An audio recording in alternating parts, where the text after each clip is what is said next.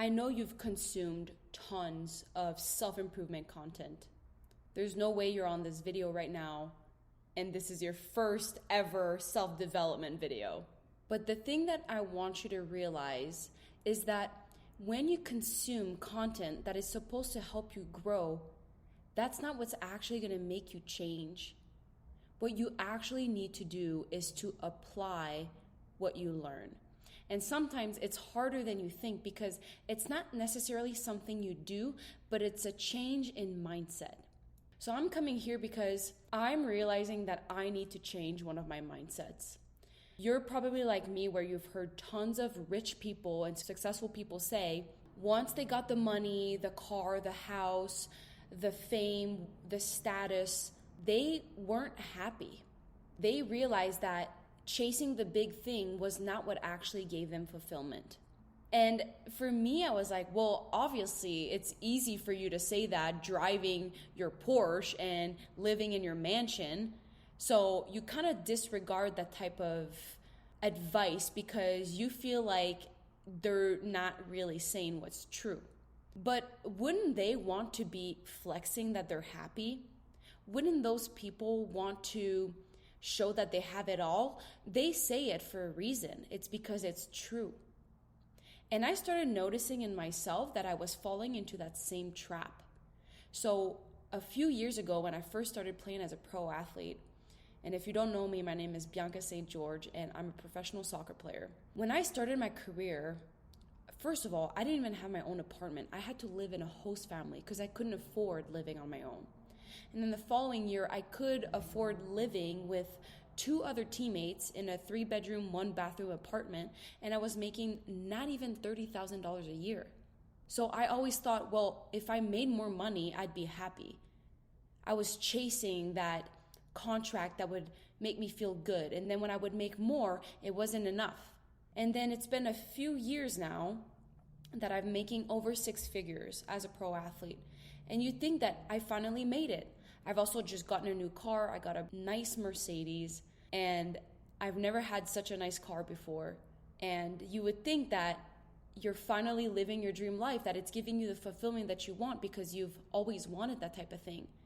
But I can already sense it in myself that that is not what matters. But I need to stop myself because I can easily go down the trap where I'm chasing the next big thing. What's the next thing that I want? A bigger apartment. I also got that. This is the first year ever that I live by myself in a 2-bedroom apartment. I've never lived that type of life before. Do I feel more fulfilled? Not from this, not from my car, not from my income, not from my status. I have 20,000 subscribers right now on YouTube. Do I feel better than when I had 100 subscribers? No, I'm chasing the next 1,000, the next 100K. I am trying to pause right now and realize when people give you advice that resonate with you, that is repeated, and not because it's repeated, it has less value, you have to pay attention and you actually have to apply it. So I'm asking myself, well, if chasing those next big shiny things isn't going to give me the fulfillment, what will? What do I have to do now? So I need to take a step back and understand that what matters is how you feel on your day-to-day basis. What matters is actually the journey, because I'm realizing there will never be a destination. The journey is the destination, basically, because there is never going to be an end where everything is figured out.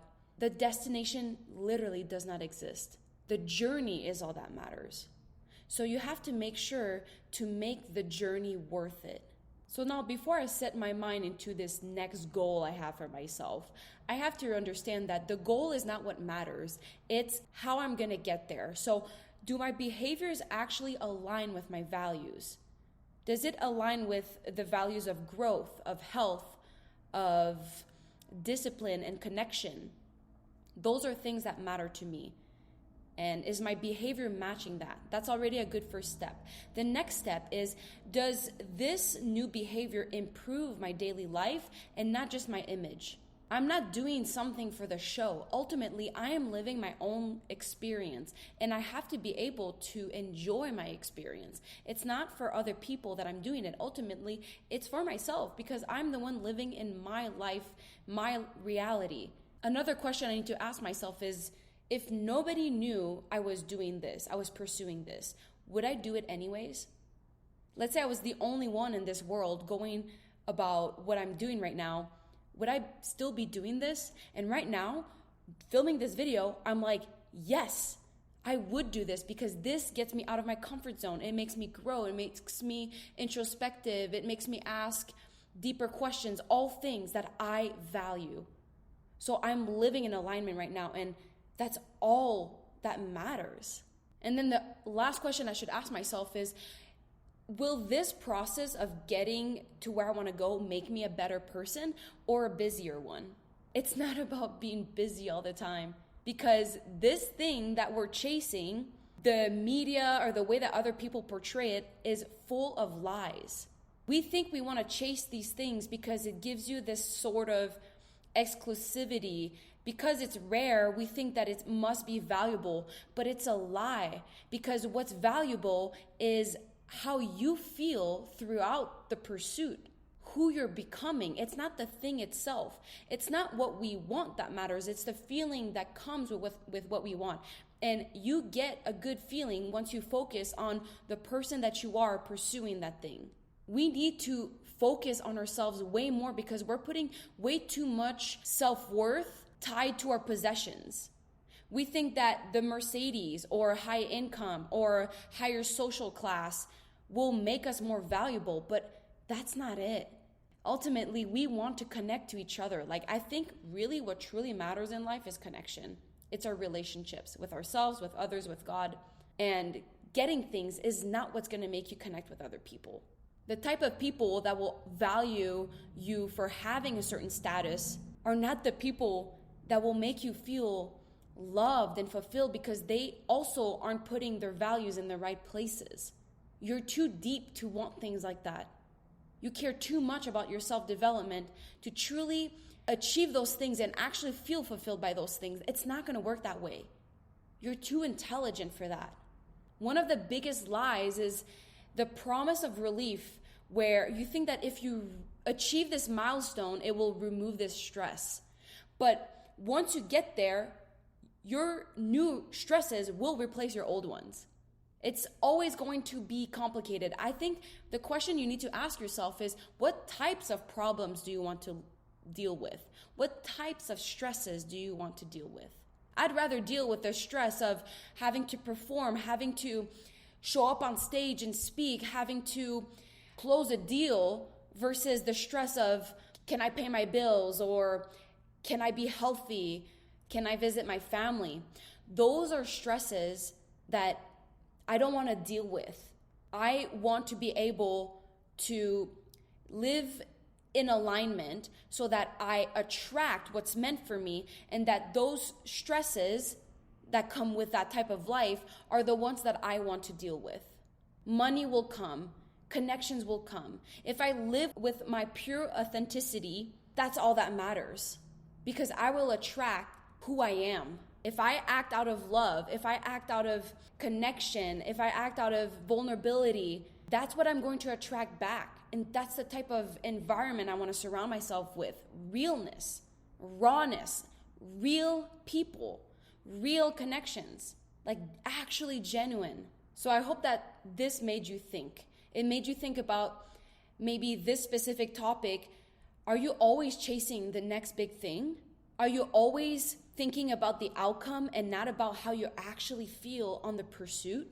And if this didn't totally resonate with you, just think about all the advice you've heard in your life that feels so real, feels so eye-opening, yet you still fall in the same patterns. You need to apply what you learn, whether it's something that you physically do or it's a mindset. So for me, I did not plan on filming a video today because I filmed 3 yesterday. So that means that usually after I film a few videos, I can kind of go about my life and just live and kind of like think and get my inspiration. But this felt aligned. I was in the car, I was thinking about this, and I'm like, I'm just gonna sit down and talk to you. And there's nothing else I would have rather done right now. So if I wanted to change who I am, I need to start applying. And the reason why I'm saying that, just to put a little bit of context, is it takes me a lot of courage, energy, focus, and literally a huge push for me to film videos usually, because I make it almost like a big deal. But I'm like, can I relax and enjoy this?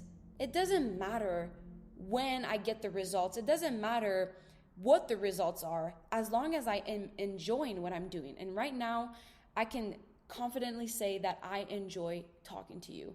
I enjoy talking about these type of things. I would enjoy it more if it was one-on-one and I could actually talk to someone, but I'll get there. And I think maybe I don't enjoy it as much talking to a camera right now, because even though I've been doing this for a year, I'm still a beginner, and I'm gonna get more comfortable with time. And I am. But progress is slow. However, I am making progress. So that's all that matters. Really, making progress is what makes the journey worth it. If you just stayed the same, that's the worst you can ask. Staying the same is the biggest pain ever. You want to evolve as a person. So yes, I hope this inspired you to act differently, to do different so you can be built different, and then see how your life changes. Thank you so much for listening, for participating in making my dreams come true, and I hope that I'm participating in helping yours. I love you so much. See you soon in a new video. Mwah.